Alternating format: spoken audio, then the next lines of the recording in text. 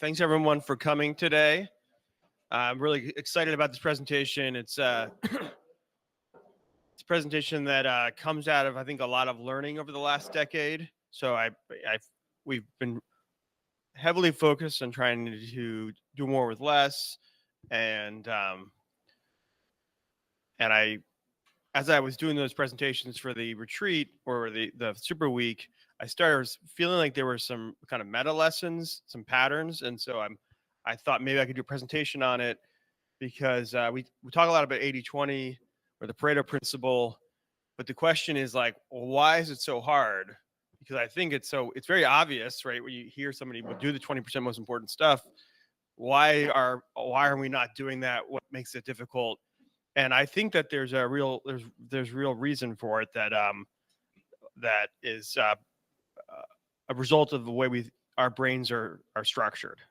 So I have this thing I like to talk about, patterns, and this is a pattern of human error, pattern of human behavior, which is there's the actual nature of the way things actually work in the real world, nature of the universe, laws of physics. Then there's our cognitive bias or way we think about the universe, and then when we have a cognitive bias that's not actually reflective of how the world works, you end up with these patterns of human error. And I believe that the 80-20 is a cognitive bias. So our instincts are a poor guide. So I think that the way we think about the world is essentially equal inputs to equal outputs. And so we normally will spread our inputs sort of evenly. We'll generally think about the world in sort of like in a sense symmetrically.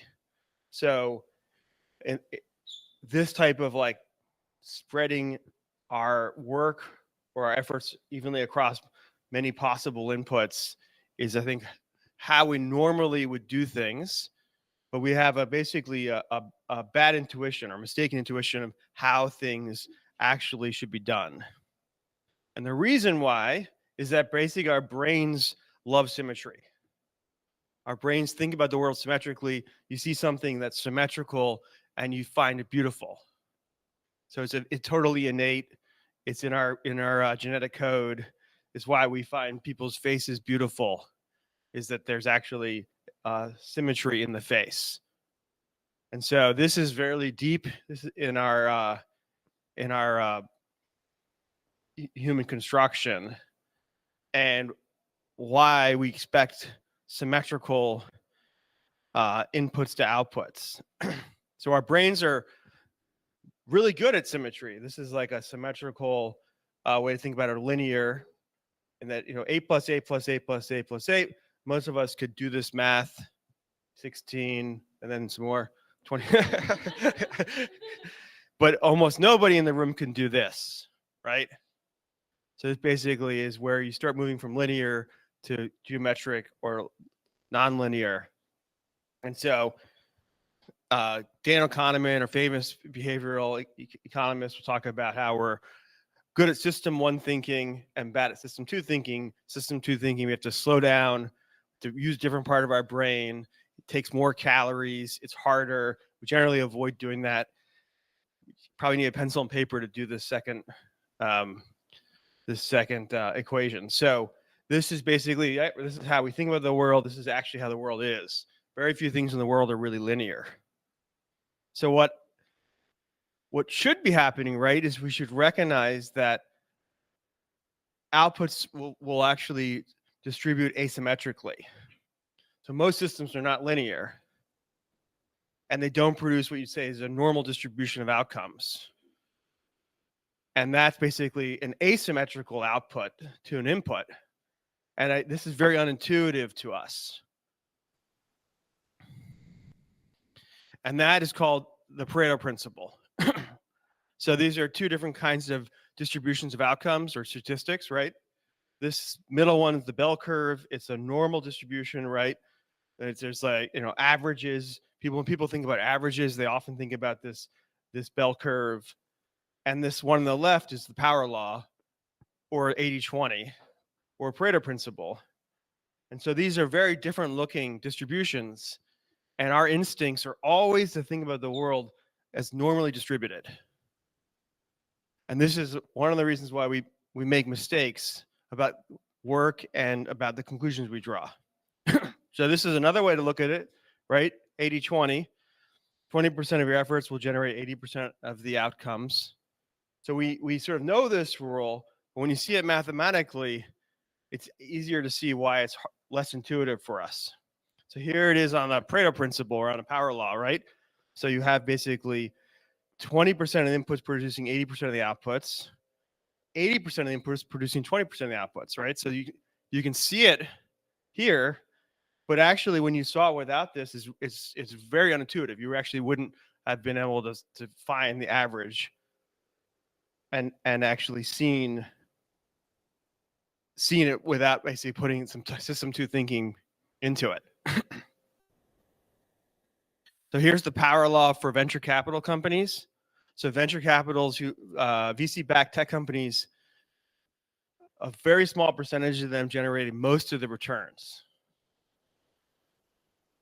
And so a lot of people in tech will talk about power law because they obviously you want to invest into this very small number of companies. But those companies like a Google or a Facebook are rare, but produce huge asymmetrical outcomes. So you can see the power law, you can see Pareto's principle really clearly in the outcomes for venture capital. Here's one for Fundrise. Here's our investor base. 13% of our investors contribute 80% of our assets under management. 87% of investors contribute 20% of our AUM. We have a $10 minimum. We're open to all people. Our basic proposition is equality of access. Nevertheless, you can clearly see the power law in our distribution of assets to investors. You'd almost argue we did everything possible to have this not be true, and it still turned out to be the case. So this is like what my point I'm trying to make. This is like a fundamental nature of the universe of how distributions are actually distributed. Sorry, how outcomes are actually distributed, which is not normally. Some other famous ones, right? 20% of drivers cause 80% of traffic accidents. 20% of doctors commit 80% of malpractice. Wealth. This actually Pareto, his first insight was about wealth. That 20% of the wealth of the world is held by 80% of the people, and 80% is held by 20%. And that's actually where he initially named the Pareto principle around this phenomenon. But it's true for all types of things. In particular, 80% of productivity comes from 20% of tasks, right? Work to output. So this is a really, really powerful pattern, and one that basically we consistently mistake, right? Because our brains don't think about the world in this type of distribution. It's just like, this is really hard, very unintuitive. And as a result, we misapply causes and effects. We misunderstand actually how the world really works. So I wanted to basically like enshrine this as a principle in the company, which is the Pareto principle in everything, 80-20 in everything. I love this because basically, right, 80% of returns came from the long tail. And then rare events called black swans, right? They're super, super rare, like the pandemic, have massive outcomes. So we live this, and this is actually mostly the things that change our lives are consequences of the Pareto principle. And so we need to recognize that outcomes are asymmetrically distributed, not normally distributed. And our brains are basically not reliable in recognizing this reality. And as a result, we undertake the wrong efforts and draw the wrong conclusions. So the question is, can we actually better manage our instincts and actually vastly improve performance? But that's the goal. That's the point of the principle. So how do you actually apply this leverage, right? Pareto Principle is a form of leverage. 20% of the effort, 80% of the load. And then we saw, right, the Pareto Principle actually nests. So if you went inside of this, right, and did 80-20 again, you'd see that we saw, right, 13% generated, 13% of investors were 87% of assets, like, or 1% of tech company exits were responsible for 60% of the wealth creation. So it's not just 80-20, it's actually power law is a mathematical formula, and it continues to compound as you go further and further up. So you can get more and more leverage if you can understand where you can apply it. So the hard part is knowing, what is the 20%? How do you know what the 20% is? Right? How do you know what's basically important and what's unimportant? What's going to have huge outcomes, what's not? And more or less, we don't. But also, we actually don't know how to go about trying to answer that question. So Pareto Principle and everything, right? So we know it's true with management. We know it's true with work and output. We know it's true with resources. We know it's true with investment returns. Like in the stock market, 80% of the returns come from 20% of the companies. You're seeing that real time with NVIDIA and the Magnificent Seven. So, okay, what are we going to do about it? So one of the things we should do is basically ignore it, right? So this is what the manager does. You have all different kinds of people you manage. Some people are aircraft carriers and battleships, and some people are speedboats. Depending on what kind of work you need done, you wouldn't put your effort equally across them, right? But your cognitive bias, that's what you normally would want to do. You want to put your efforts equally across the team. You want to spread out opportunities equally. And then when somebody shows up who basically wants opportunity, wants your time, you have a really hard time saying no to that because it doesn't seem fair. It's actually literally like incongruent with how you feel the world should work. So what ends up happening is you actually end up putting more energy into the people who have the least output because they actually need the most amount of help. And so the best team members get the least amount of help. They don't need it. And the worst team members get the most. And so you're literally expending your energy most ineffectively. This is like exactly the opposite of what you should be doing. But emotionally, it feels dissonant, right? Because this whole thing about power law is an emotional or fundamental way your brain thinks the world should be fair.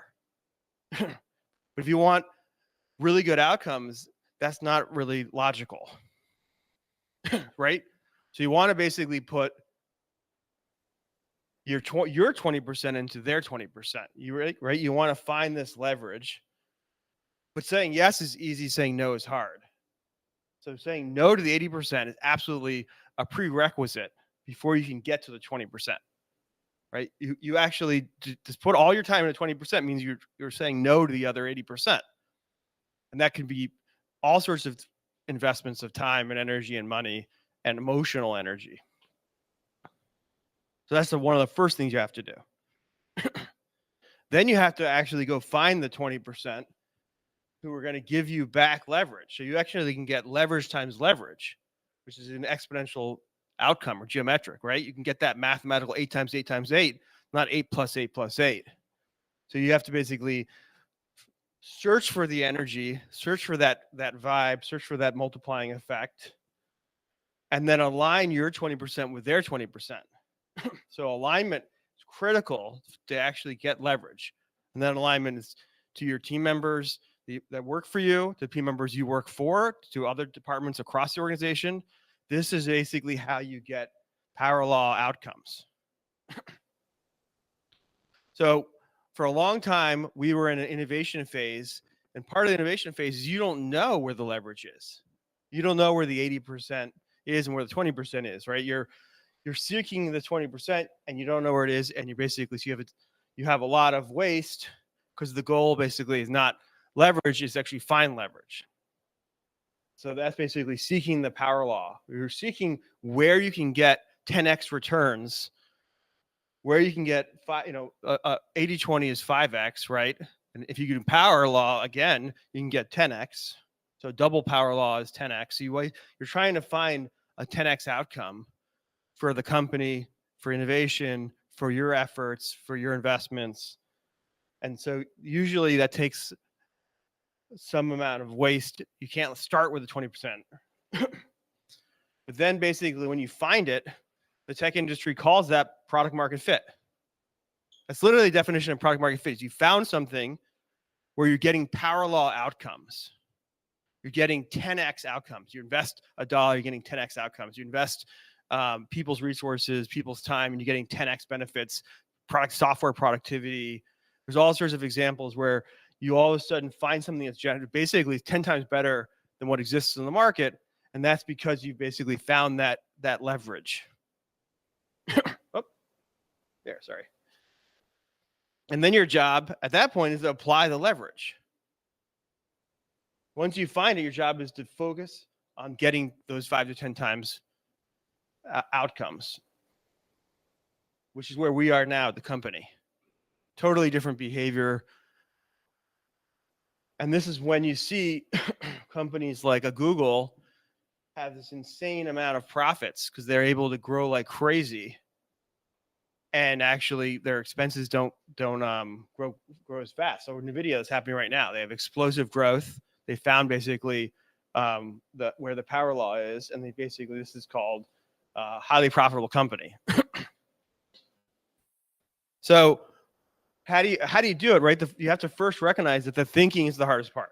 We've talked about this before, where you basically, if you don't do the thinking before you do the work, you're not going to be exercising leverage, right? You have to find the fulcrum, to find the place where the 20% is. Usually you have to do some thinking, and you have to also recognize that you're actually cognitively handicapped. So if you don't do the thinking, right, if you basically do system one thinking, which is the easy thinking, you're definitely going to go to where it's normally distributed, not where it's Pareto or power law distributed. So your natural instincts are going to misguide you. So that's why you have to basically go into system two thinking, do that first before you try to figure out what you should do, right? So you do thinking first, recognize your handicaps, recognize your biases, and then do the action. I mean, I don't know how people here have sat down with a blank piece of paper and not done any action for like half an hour, right? It's really hard. It's really uncomfortable. Signs you're focused on the right thing, the 20%. This, to me, I call conviction. I mean, sometimes you know it.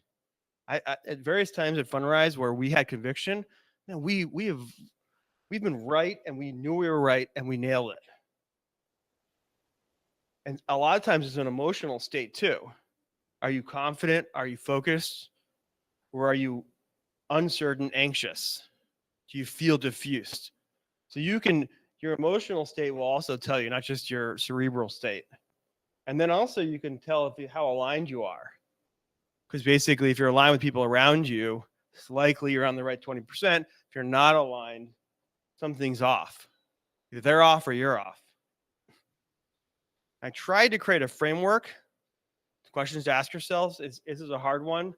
So what is your 20%? But I want you to answer it for yourself. And then I want you to imagine what your peers, your trusted peers or managers would tell you. And maybe even ask them. And it's like, and if basically these are different, right? There's a pretty good sign it's not right. What is your 20%? What's your 80%? Is your work aligned? Why not? And what should you do about it?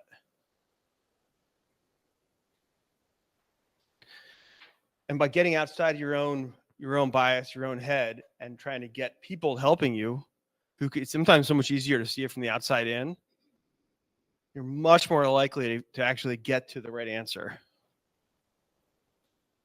So that is the presentation. That's the onward. So I'll go back to this, but I just felt like it was so uncanny. It was so uncanny that the pattern is repeating over and over again. We always struggle with it. We're always going to struggle with it. By making it manifest, making it explicit, trying to put some structure around it to help hold each other accountable, we might do a better job at actually applying the Pareto principle.